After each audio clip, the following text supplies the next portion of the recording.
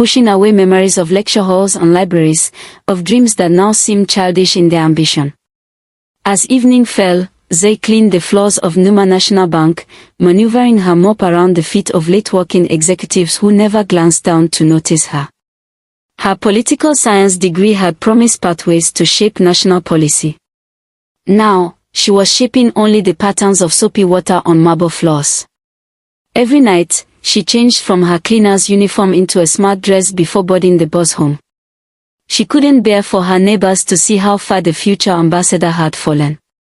In a small internet cafe with flickering lights and slow connections, David helped elderly customers check their email and taught children how to play computer games.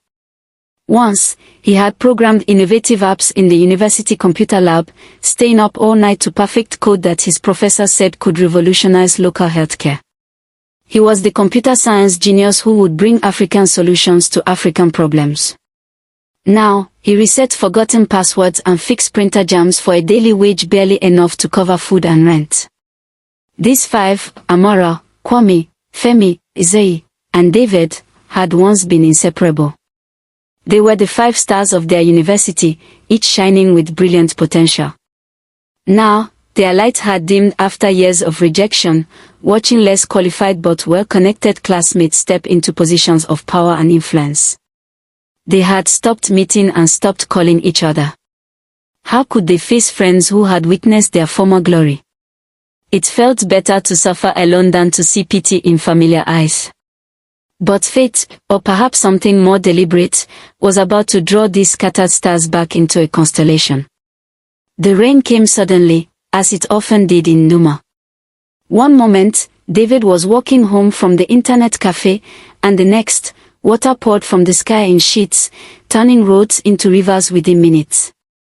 He ducked into the nearest building, an old community center he had passed many times but never entered.